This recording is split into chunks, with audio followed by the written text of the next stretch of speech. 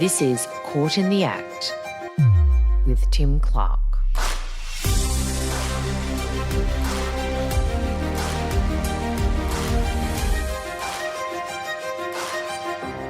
And welcome back. On August 28th, 2001, Gary Whitshead was waiting by the phone in Darwin. When it rang, he picked it up and started talking. What he went on to say was truly horrifying. He said that his lover, Avril Croft, and her teenaged daughter, Alana, had died on board the yacht they had all been sailing on together for the past few months. He admitted he had thrown both their bodies overboard into the sea around Biggie Island off the Kimberley coast, waters well known for being populated by sharks and crocodiles. He claimed he had not been able to use the radio on board and that there had not been a lot of blood. And, speaking to the startled detective on the other end of the phone, he said he reckoned it had been an accident. He maintained that claim of accident for many years, a claim which got increasingly bizarre as the investigation into the demise of the loving mother and daughter progressed. Ultimately, prosecutors put to a jury that it was no accident. 34-year-old Gary Douglas Whitshead faces 2 counts of willful murder. He's accused of shooting his 57-year-old girlfriend Avril Croft and her 15-year-old daughter Alana Croft with a hunting rifle as the trio sailed between Derby and Darwin on Avril Croft's yacht the Celt 2 years ago. Because of that cover-up, prosecutors had no bodies, and so no actual physical evidence of what had happened to them, leaving the case of the state of Western Australia versus Gary Douglas Whitshead as one of the very few murder trials to be conducted without a body, or in this case, bodies, being recovered. Joining us this week to discuss this case and the specific complexities of murder trials and convictions where the bodies of the victim is unfound is Dr. Claire Ferguson, an Associate Professor at the School of Justice at Queensland University of Technology. Dr. Ferguson, thanks so much for joining us, especially as you are currently on maternity leave. It's my pleasure. Thanks for having me. So firstly, tell us your academic background and why this particular portion of the law and criminology has drawn you so far in. Well, look, I study concealed homicides across the board, not just ones without bodies. But the thing that interests me so much is this notion that many of these offenders have of being able to get one over on investigators. And there's so little actual empirical work or research studies around how they try to do it or what to look for in a potentially concealed homicide, or indeed even how to establish manner of death. How do we determine an accident from a suicide, from a homicide? Everyone sort of has to reinvent the wheel when they're trying to do this in a tricky case, regardless whether they're a coroner or a police investigator or what have you. And we'll get to it in a while, but I know you've researched lots of cases of this type in Australia and beyond. Have you ever sat in any trials and looked at how these cases can unfold in a court of law? I haven't sat in on entire trials, but I have watched them online, which we can thank COVID for. And it's truly fascinating. I think especially when you get firsthand experience hearing what defendants in those cases say. So that testimony in comparison to what the evidence tells us versus what they've said in previous statements and so on and so forth, I find absolutely fascinating and sometimes just incredible. Well, this case is incredible. And this case begins in around July 1999 with the passing of 2 yachts in the night at a marina in Mooloolaba in Queensland. One yacht was owned by Avril Croft, who was 57 and sailing around Australia with her 15-year-old daughter, Alana. Everyone who met them saw them as devoted to each other. They had been travelling for a while, but the ultimate destination was Sydney, where Alana would train to be a dancer. The other yacht was being crewed by Gary Whitshead, a 32-year-old who was also sailing the Australian coastline with his parents. After Avril and Whitshead met at that marina, they became very close very quickly.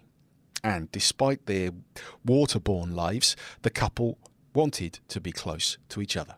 And so, in later 2000, Ms. Croft bought a new yacht, the Celt, in Darwin, where Whitshead was also based.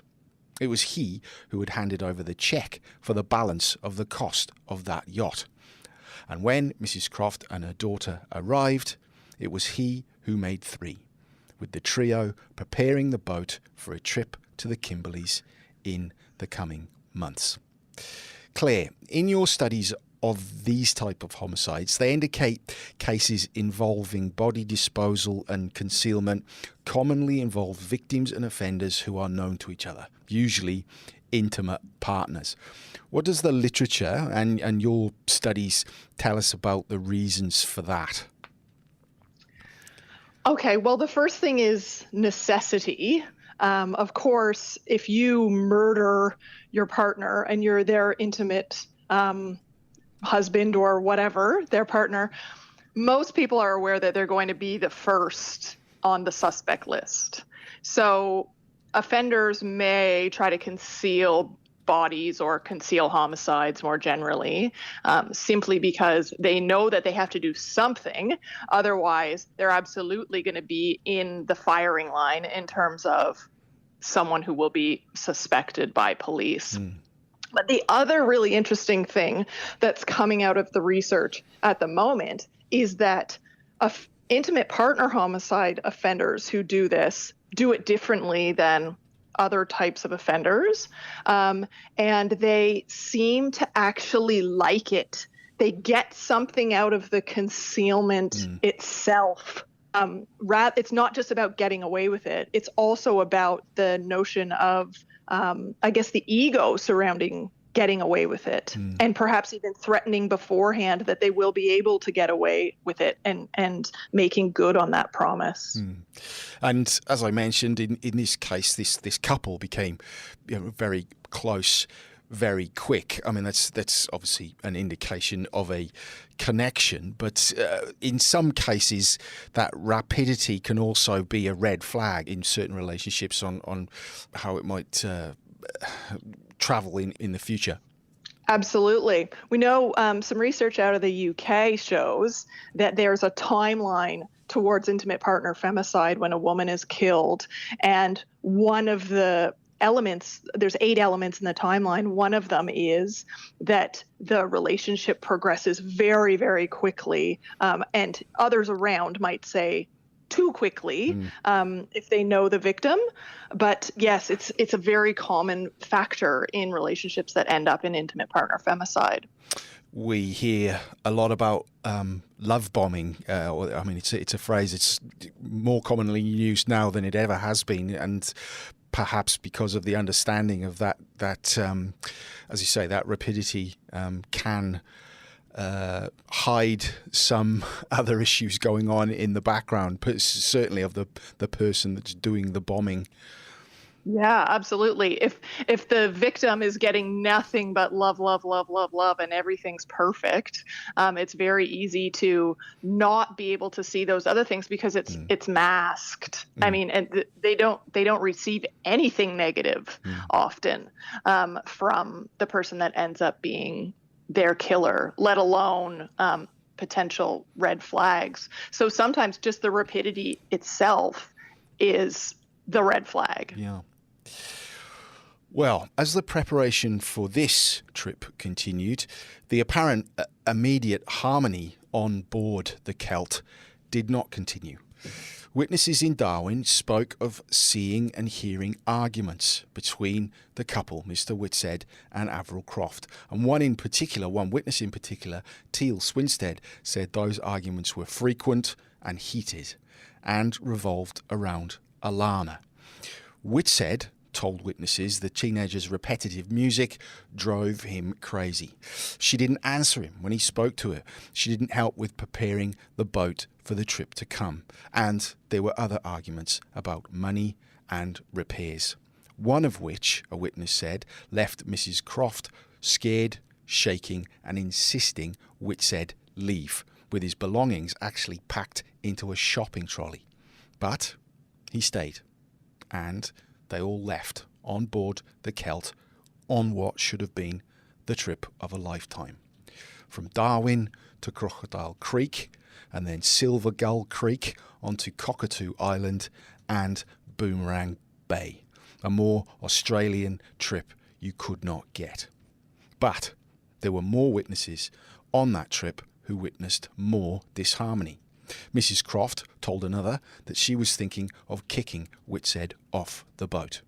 But again, he stayed and they all left together from Boomerang Bay on the northwest side of Biggie Island on July 25, 2001. That day was the last time Avril and Alana Croft were ever seen alive, other than by Gary Whitshead. Claire, your studies also show that there are three sort of broad types of killers who dispose of their victims, or try to: organised criminals, sex criminals and domestic killers. And of those intimate killers, your research showed that many of them have the same characteristics.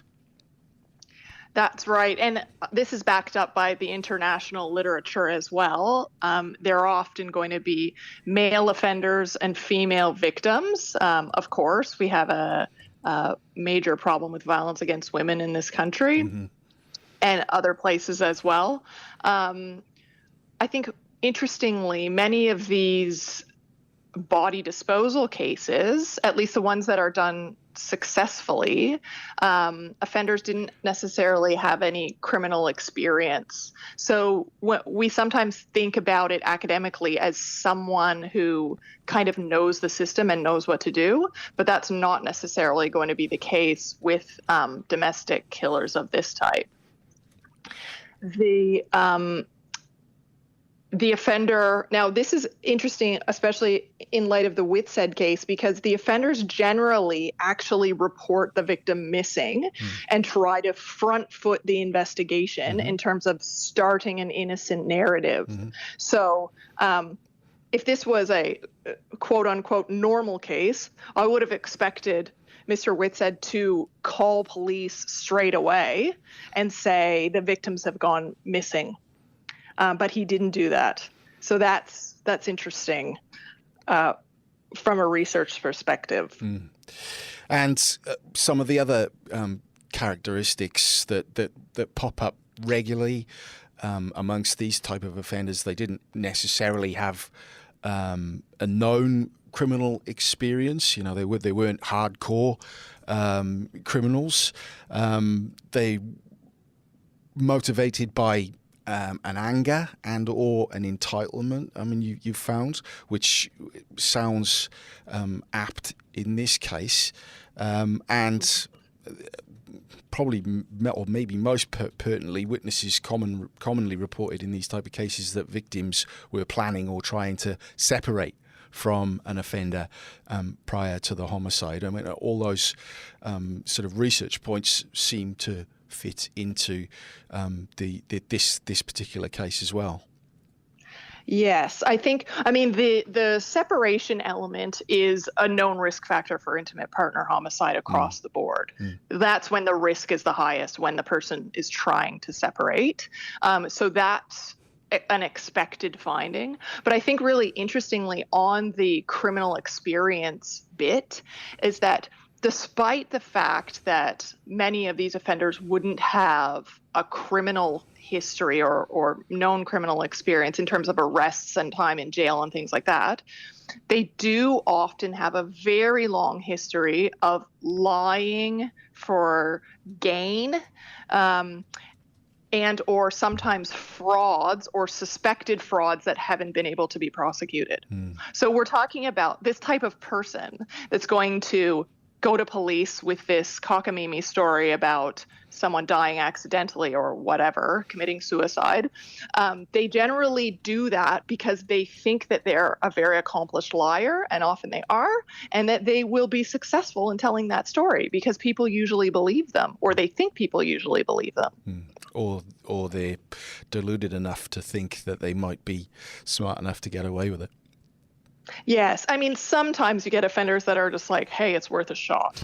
I might as well try this story.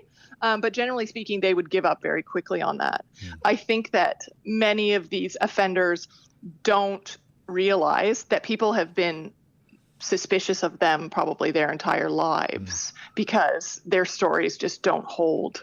But they think that they can get one over on police, and sometimes they do, and sometimes they can be incredibly manipulative, and they can use every trick in the book, really, to get investigators to feel sorry for them and get on side with their version of events.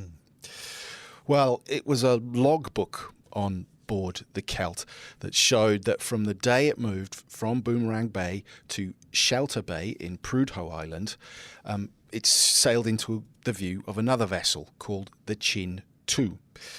3 weeks later, Whitshead actually arrived at the side of the Chin 2 in a dinghy. He explained his crew was camping on shore and had been for weeks while he waited for the right conditions to set sail. The next day, he was invited to dinner on board the Chin 2, but never showed up.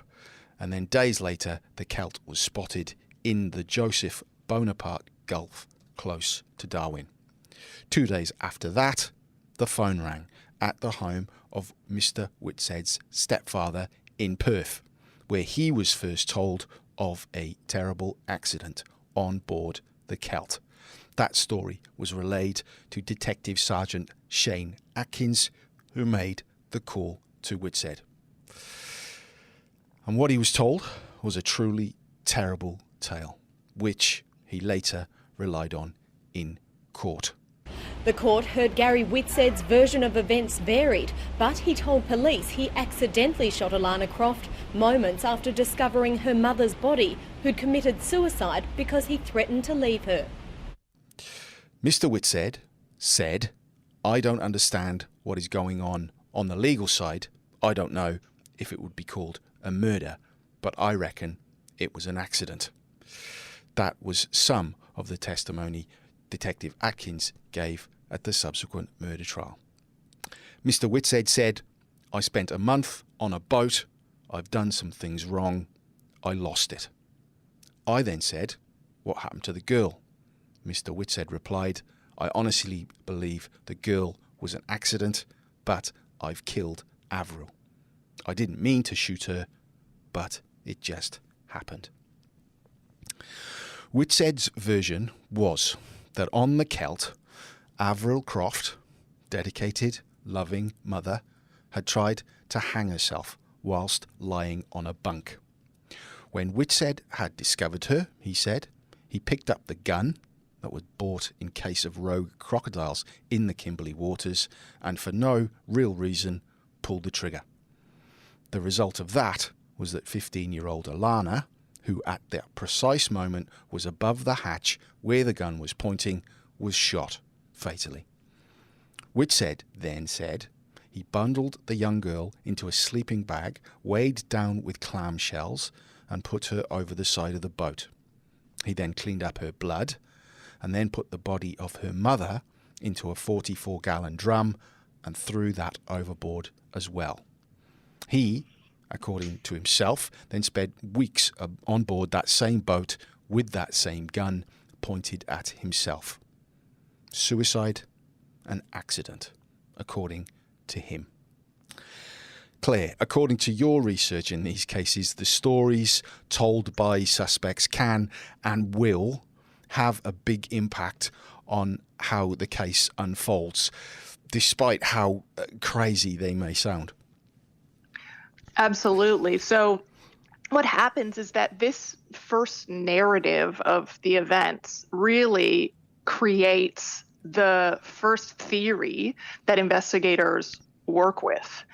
What they usually would do would be to think about, is there evidence that refutes this theory, or can this theory hold based on the evidence that we have?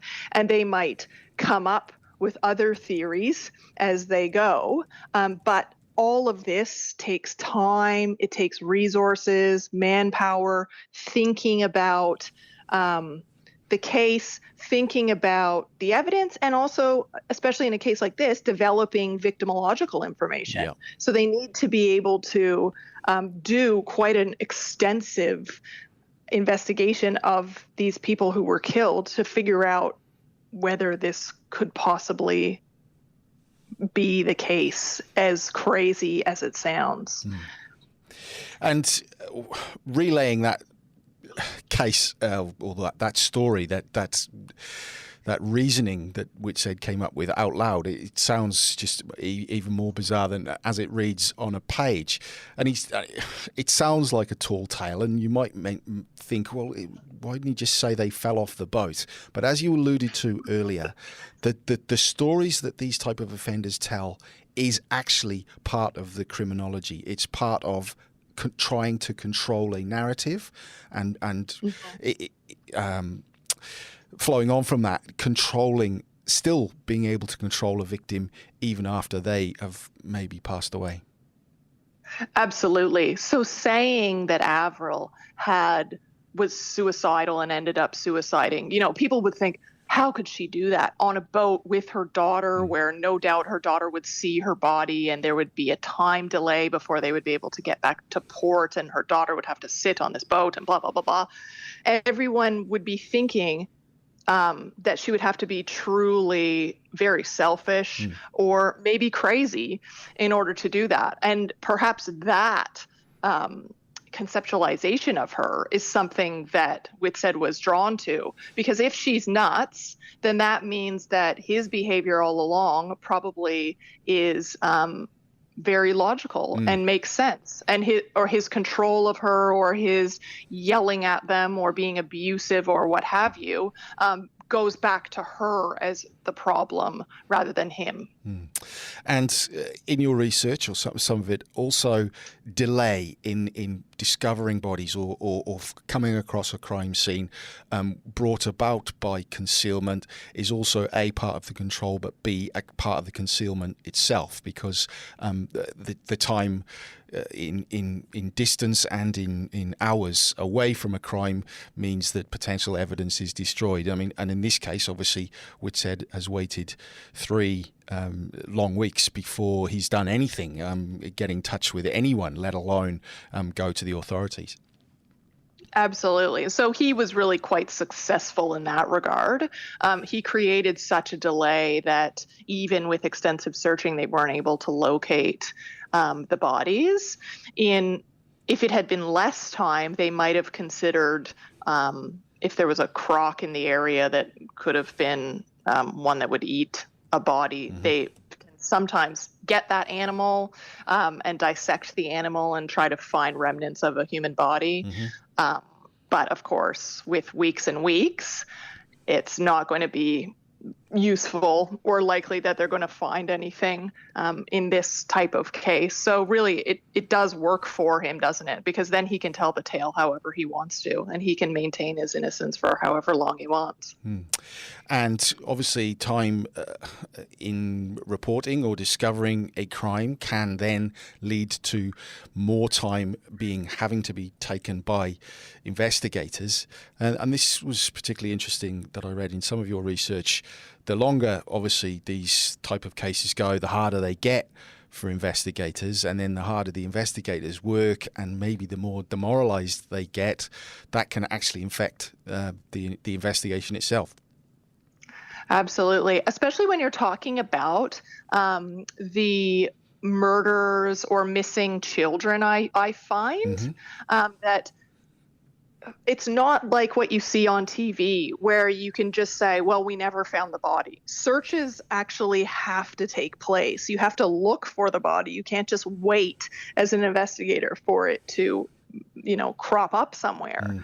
And so all of these unsuccessful searches based on witness testimony or based on tips or what have you can be hugely demoralizing when investigators are really invested in having an outcome and being able to find this person's remains, because generally that's what a family wants.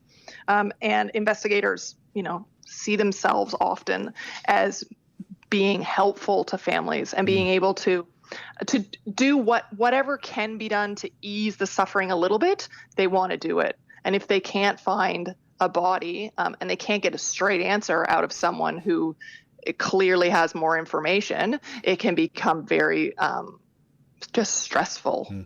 Yeah. Now, no doubt the investigators in the Whitshead case were stressed, but it didn't take them long to charge Gary Whitshead. Initially with the unlawful killing of 15-year-old Alana, based on what he'd told them about what he said he'd done on that boat. He swiftly pleaded guilty to that charge of unlawful killing. But after a team of police divers braved those crocodile and shark-infested waters to search for clues, they found a 44-gallon drum and a hair sample in that silty water. But no bodies. Extensive police searches failed to find any trace of Avril or Alana Croft. The prosecution alleges Gary Whitshead dumped the mother and daughter into shark and crocodile-infested waters. Nonetheless, the single charge of manslaughter was dropped and replaced with 2 of willful murder, which Whitshead denied, leading to a trial in 2003. Prosecutor Philip Urquhart told the jury Whitshead's unbelievable tale was just that. Not believable, improbable, fanciful were the words he used. Prosecutor Phil Urquhart said Gary Whitshead's explanation was so fanciful and so improbable that it obviously was a story designed to cover up what really happened on that yacht. But Whitshead stuck to it. Added to it, in fact, with an interview with police revealing he also claimed he had lain next to Avril's body and held her hand when he had found her deceased.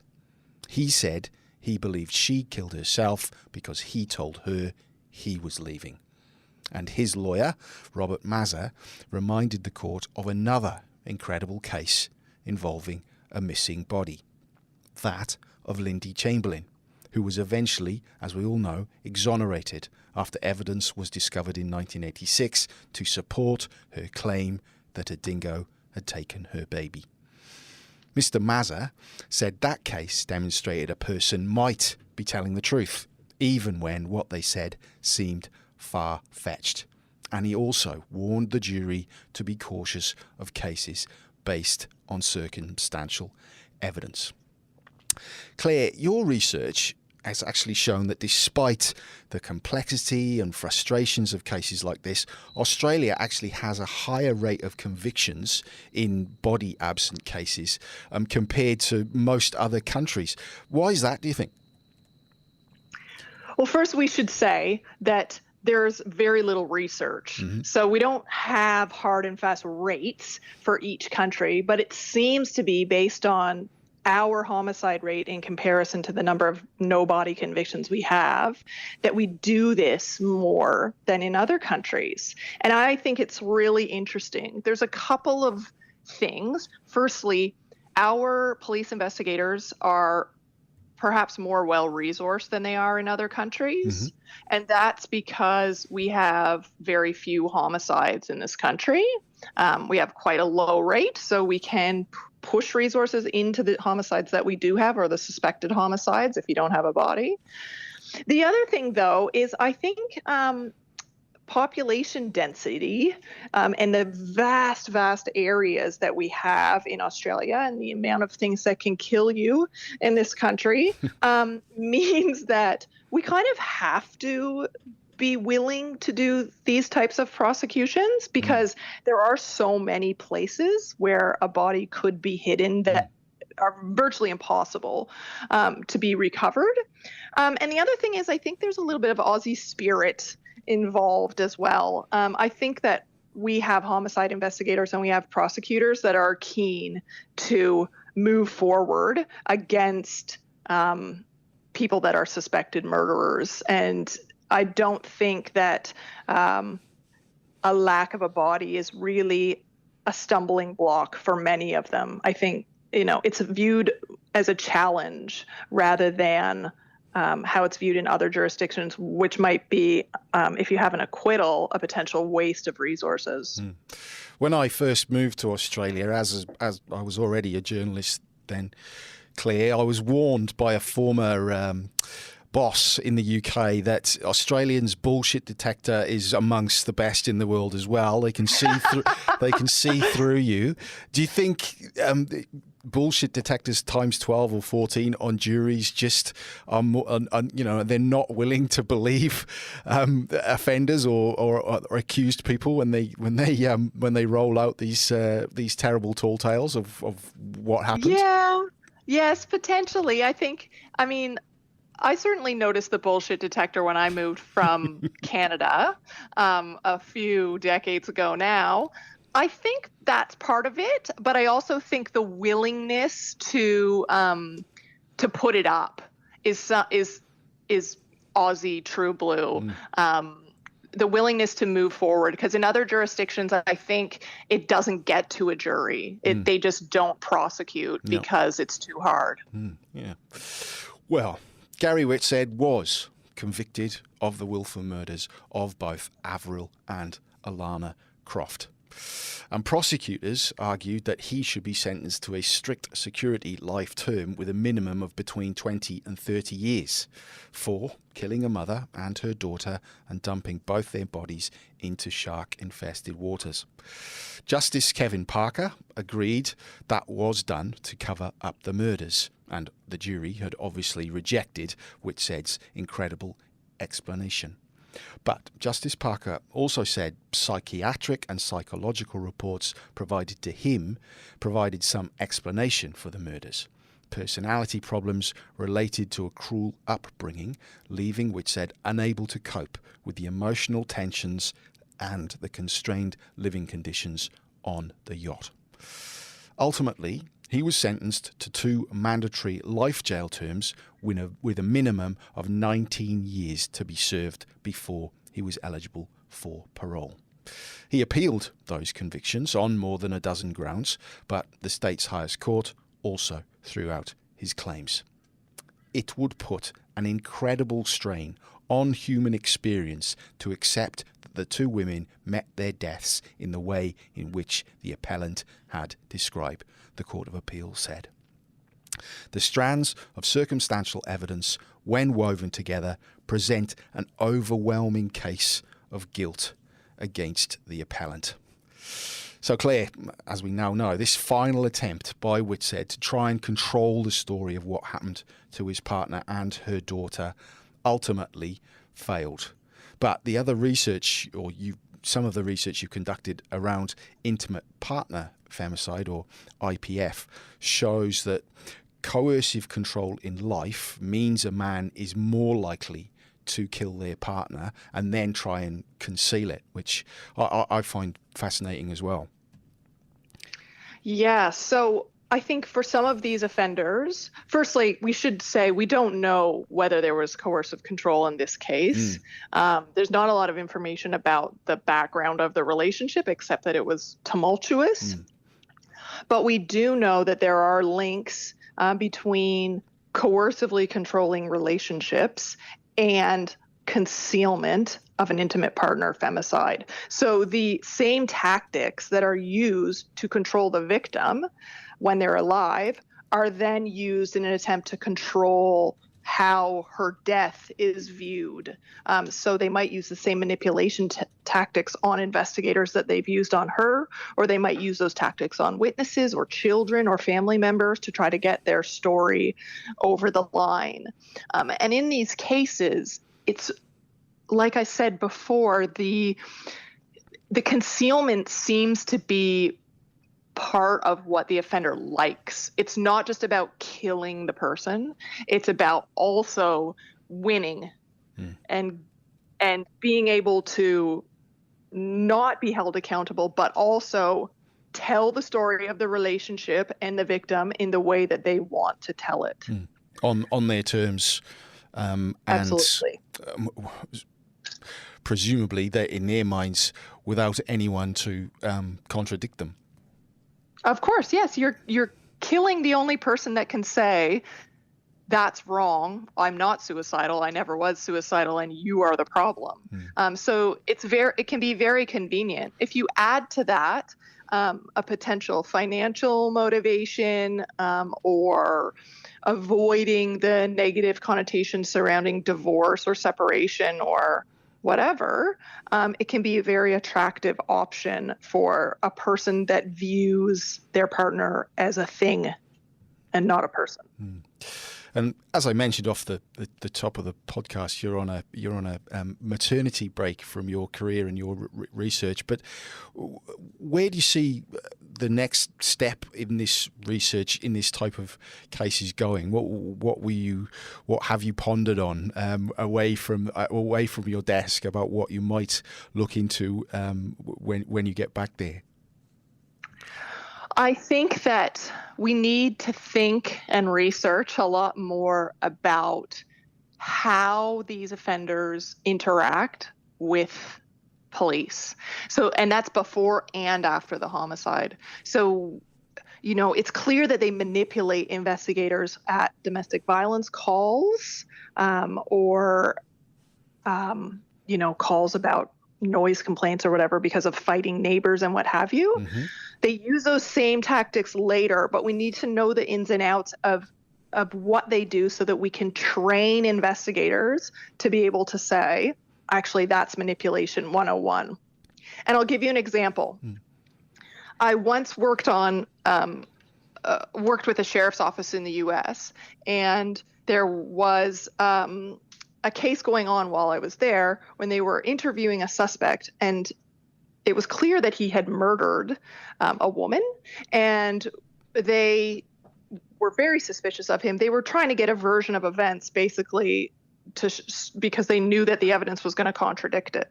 As soon as he walked through the door, he said to the investigator, look, I used to be a paramedic. I'm really involved in health and well-being and all of this stuff. And I am really concerned about you because you are massively overweight. This is what the murder suspect said to the investigator. Now you can imagine what the investigator is thinking now. Don't worry about any of this evidence and the whole reason why we're here. Now my focus is on how fat do I look in this outfit? Yeah. Right? Yeah. It's just distraction. And luckily that investigator couldn't care less if someone said they were fat. And they just carried on. But it's a tactic that it probably works to get the heat off of them and put it on someone else in other types of interactions. Things like that, we need to get those examples in front of investigators so that they can recognize it when they go to a suicide or an accident or a type of death that looks non-suspicious, and they can ask a few extra questions to maybe uncover those tricky ones.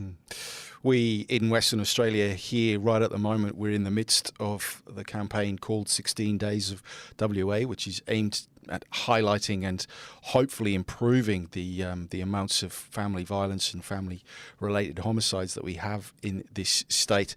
One of the lines that has come out of the state government is their willingness to increase the law around coercive control.